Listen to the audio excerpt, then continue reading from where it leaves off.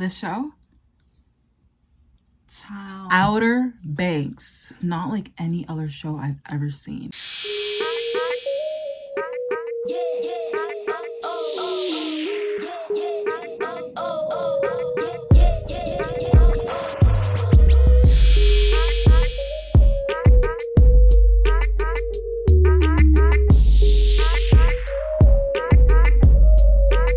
Hello, beautiful angels. Welcome back to my YouTube channel. And today, we're going to be talking about the top 10 shows and movies that you can watch during quarantine because we are tired. We are bored. And we just want to do something because with everything going on in the world, we just want to, relax and just have fun. And sorry about that. Anyways, enough about that.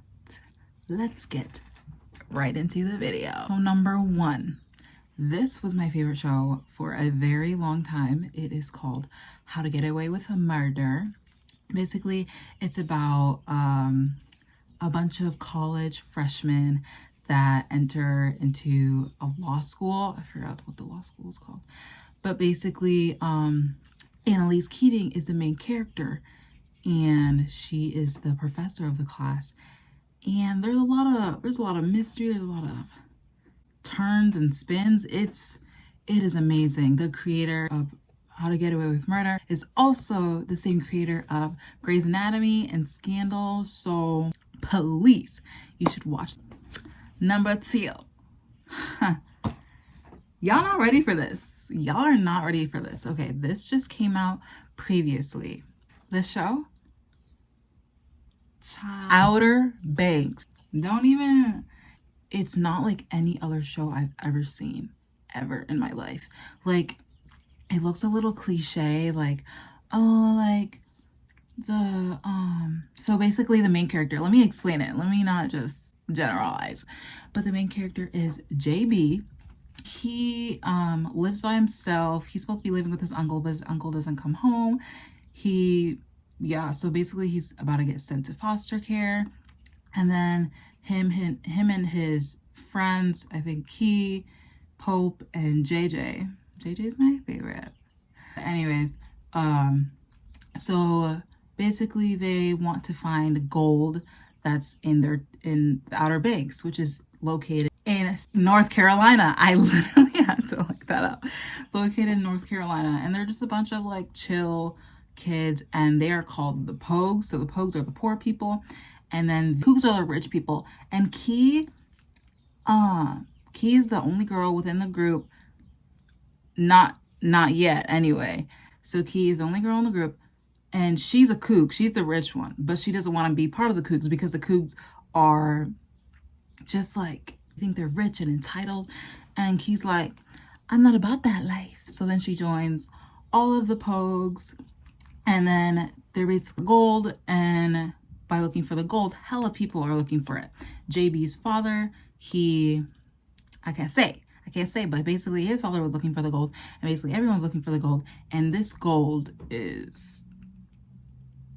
it's pretty serious. And then another girl comes in, Sarah, which I kind of like her, but at the same time. Anyways, on to number 3. Okay, this was kind of tough.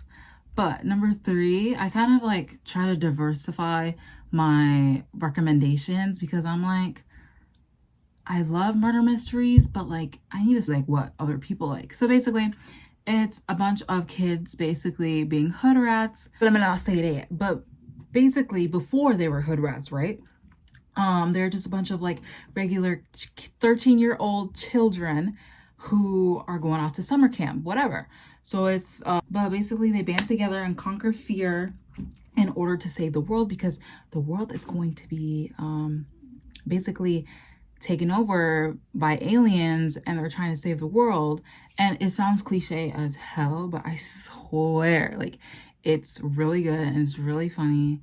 And I think everyone should honestly watch this because, like, if you want like a movie to watch with your family, this is the movie to watch with your family because it's not like naughty or like you won't look at your parents like, oh, like, I'm sorry, like, I didn't know there was a sex scene. Yeah, you did.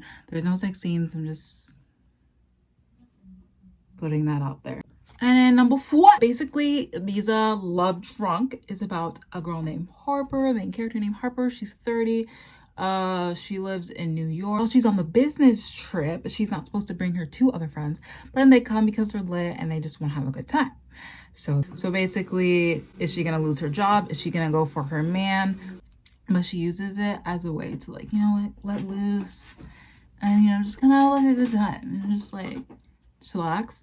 And then once she goes to like a party or whatever, so then she meets a famous DJ. All right, number 5 is All American. Come here, because the whole cast is fine. But All American is basically about a high school player named Spencer James. He lives in South Crenshaw, and basically that, I think like the first episode, there's like a shooting while they're playing like their game at his high school, and it's like a really dangerous community. And then like there's another recruiter who was watching Spencer, and Spencer is like, he's amazing at football, so he knows what he's doing. He knows what he's doing. So then Billy Baker, he lives in Beverly Hills. He's like, oh, hey Spencer, like I've been watching you, like you're really good. It's like, I could give you like a better future if you come to my high school, and like I can be your coach or whatever. And then he goes to live with Billy Baker, and things get a little, you know, it's, if you haven't watched it, what are you doing? What are you doing? But Spencer James in real life, oh my god, I really love him. In real life, he's British. Like his accent and everything, like I didn't know that, and I looked it up and I was like, are we serious? But anyways, yes, All American is honestly a 10 out of 10 for me. Okay, number 6, Murder Mystery.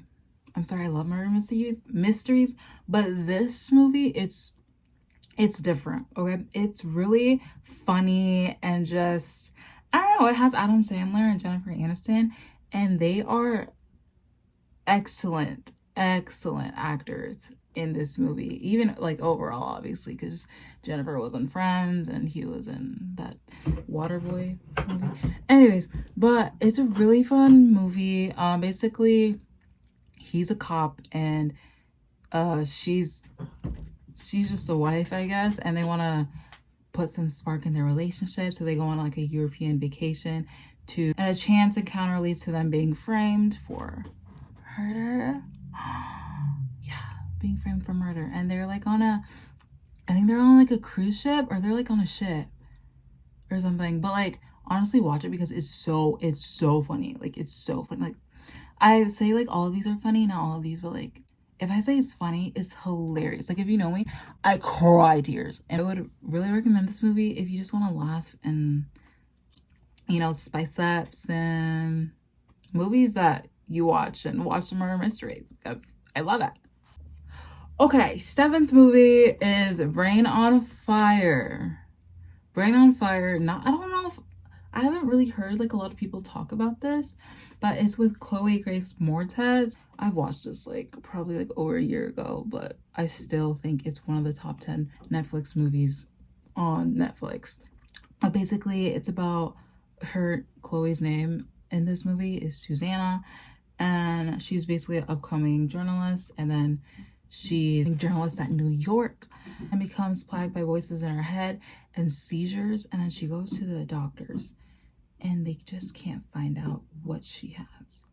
And her acting, if you've seen Carrie, or I don't know, but that, she's just really good in this movie. And if you want like a kind of like insanity, like, ooh, like I'm scared type of movie, you should watch this. If you want something like upbeat and like super telenovela-ish, watch Jane the Virgin. Like, I was obsessed with this show for the longest. It's about a daughter of a teen mother. So basically in their family, they are against sex before marriage. So Jane is like, oh, like, yeah, I'm not gonna be doing that. Like, my life is on track. I'm 23 and she's studying to become a teacher. She was studying to become a teacher, but then she transitions to become a writer. Then someone artificially inseminates her at the doctor's.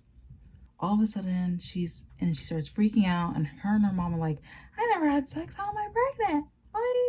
What's going on? Freaking out, and I was freaking out with her, like literally. But honestly, regardless of which season is which, it's really good. And like, yeah, I would recommend this show 100%. Number 9, Black Mirror. If you haven't watched these shows or any one of the episodes, I've probably already said this before, it's different. It's literally every single show is different. Different characters, different scenery, different everything, basically. So basically it's a dude named Cooper. Okay, one of the shows that I really like, since every single one is different, is called Playtest Featurette. Oh my god. Okay, so basically this dude named Cooper, he basically travels the world. He loves traveling and he just wants to do something different and exciting in his life. So then he just wants to make quick cash, and then he goes to this place to basically make quick cash, you know. And he signs up to test a video game in order to make the quick cash, but finds out the game is far too terrifying. Okay, so basically they tap him all up. They put like stuff on his face, whatever, and then he's like in a trance. So he's like in a different world, right? And then there's like tarantula like goes up on him. He's like, get up! And then the tarantula's like gone. It's gone. And they're like, and he has like an earpiece in his ear, like for the people above, I guess, like the manager and like all the corp. So like they tell him in his ear, like, oh, like it's okay, like just chill, like it's a joke, whatever. And then another thing happens, like something scary happens, like, and like they're like, oh, like it's a joke, like it's not real, whatever. And all of these mind games are playing with his head, and he's just terrified. And I honestly feel like everyone should watch this episode, because the way it plays with your head. It's kind of like, okay, so I looked it up, and is Playtest Black Mirror scary? Whatever, jump scare rating. So the middle section of Playtest is probably the closest Black Mirror gets to conventional horror. And I hate horror. Like, I'm scared. Like, I literally get scared easily. Like, if you say, boom, bitch, I'm running out the door, right? So if this is like the closest Black Mirror has ever gotten to conventional horror, and I wasn't like that scared or whatever, honestly watch it, because it's so good. It plays with your mind, and movies that play with your mind, I'm like, really? But anyways, yes, Playtest Featurette, look it up, it's amazing. Okay, and last but not least, number 10, The Spectacular Now. If you haven't watched this, I don't know if a lot of people have watched this, but it's really good. I've watched it probably like a very long time ago, but it's still in my head because I think it's a really good movie. It's like a romance drama. It's with Shailene Woodley and Miles Teller. And basically it's about, so the main character is Miles Teller. His name is Sutter in the movie. And it's about him. He's like a hard partying high schooler senior whose personal motto is to live in the now. And then there's Amy.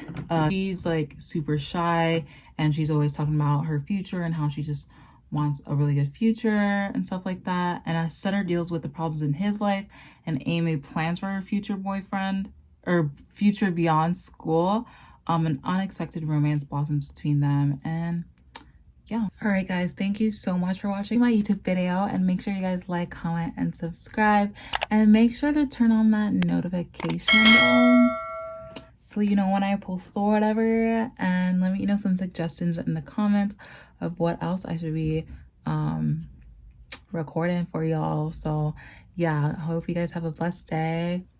Bye.